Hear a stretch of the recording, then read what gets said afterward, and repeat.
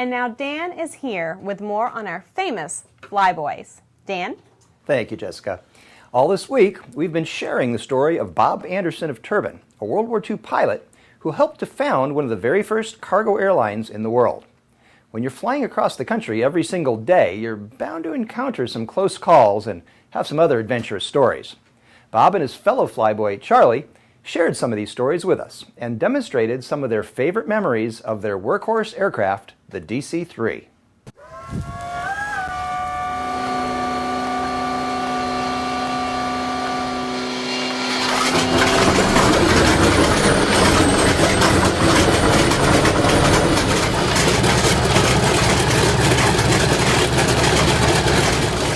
I'm sure on some of those flights with that record, you must have encountered some pretty interesting weather on occasion, and maybe a few interesting landings down to minimums. Can you share maybe an experience of maybe one of those exciting flights when you were having to deal with all that? Number one, we would land at Palatka. We'd circle a stack, a smokestack. We'd come. They had no landing facilities, so we had a time where we could circle this smokestack and line up with a runway, and we would land there in almost 0-0 conditions. Oh yeah. But no ILS or anything. No. Oh no radio. Headed for Palatka, and we had aboard Charlie's minister. It's at night, like in the wee hours of the morning, and we're over Charleston, and we feel a little vibration in the right engine. I said, Charlie, shall we land it here and check this engine, check it out, see what? So Charlie said, oh, let's go on to Palatka. Then the oil pressure started dropping, and we're in the soup, we're in the clouds, and then we finally hit the feather button to try to, and the engine didn't feather. So we got a wind minimum prop. And the engine is hot, throwing sparks. And so we call emergency into Savannah radio. And so we're headed Savannah. We're losing a little altitude, maybe 100 feet a minute. We can't hold our altitude with this windmilling prop. So in the meantime, all this is going on, sparks are coming back from the engine, and this minister is between Charlie and I in the cockpit. And Charlie's sister-in-law was a nurse. She came up front and she said, Mr. Underwood, your wife just fainted. Uh-oh. Then we talked to a girl in the tower, and she knew it was an emergency, and she said, what runway would you like? I said, light up the whole field. We'll pick the first one we get to. We were losing altitude, and it was hard to hold because of the drag that we had, and we were doing, and we would probably say a few words that we shouldn't have said, or something. And this Cecil Underwood, by the way, was a minister that baptized Billy Graham. So he was pretty well known, and he said, y'all do the cussing and I'll do the praying.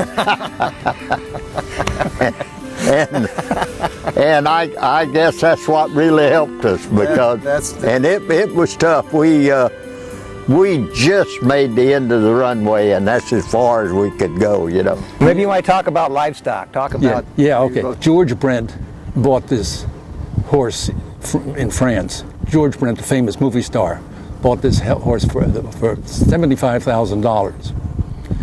And they brought him across the Atlantic on the DC-4. That's about a 15, 16-hour trip on the DC-4. So he comes into Newark, and they bring the horse over to Teterboro, and we're supposed to fly him to Hollywood. Well, the horse wanted no part of another airplane. We had one difficult time. It took a vet, had to bring out a vet and give him shots. We finally got him aboard the airplane.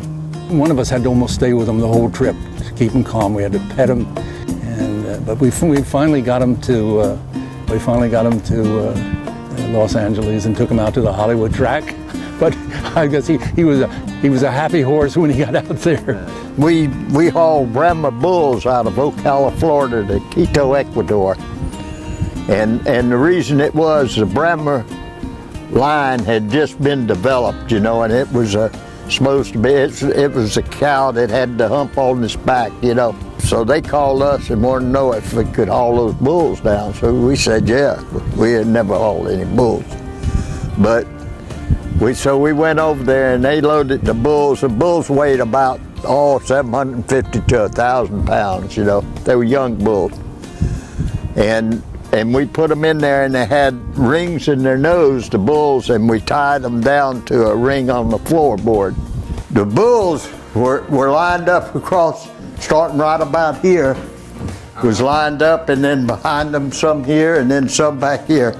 One of our co-pilots, he didn't even want to go, you know, because he said, you don't know what those bulls are going to do when you take off. Well, we didn't. But you know, surprising, a day after you take off and you get in the air, they settle right down, and there was no problem at all. Cowboys in Ocala, they loaded they didn't expose their bodies to these animals. They loaded them in wire in a cage where the animal couldn't get to them.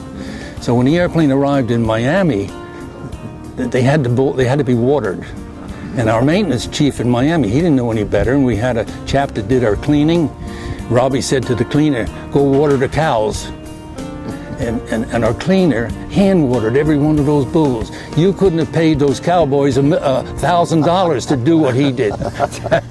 Now I understand one time the starter was broken. Oh yeah, right. And tell us, you know, the flowers have to go, right? The newspapers have to go. You bet. What did you do? Here's what we do. We get the engine on the compression stroke. Get the prop where it was on the compression stroke. And one of us would grab it here, Charlie, and we do a special way of locking hands. Yeah. The guy in the cockpit, he's got it primed, ready to go. Yeah. So we take a hold of it, and off we go. At times we could start it on the first pull through. And we one time played a game when we were on a trip flying insecticide to Canada. We had a starter go out, and we had to do it start it that way about a dozen times. Oh, we played a game. If the guy in the cockpit didn't hit it, didn't catch it with the first pull through, he lost his turn. Yeah. He had to come pull. Yeah. We made a game out of it. He didn't get to fly that way. If you got gas and you got ignition, it's going to go. It's going to go.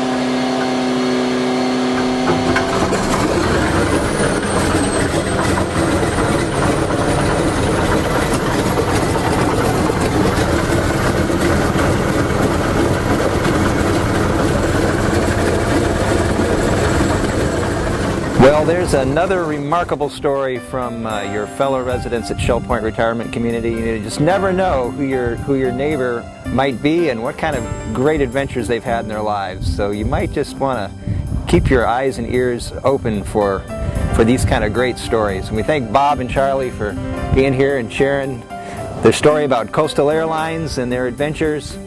And we also want to express our appreciation to Lee County Mosquito Control for letting us be out here today with the wonderful DC-3 aircraft. For SPTV, I'm Dan Philgreen. As it turns out, Coastal Airlines was not the end of the road for Bob's aviation life. In the 1970s, he flew a daily seaplane service between downtown Philadelphia and Wall Street in New York City. You can read more about Bob's life in aviation in his new book, The Flyboys: How 3 World War II Pilots Pioneered a New Industry. It's available at the Shell Point gift shop, as well as on Amazon.com and BarnesandNoble.com. Bob tells us that all proceeds go straight to the Pavilion Auxiliary, so check out his book and donate to a good cause.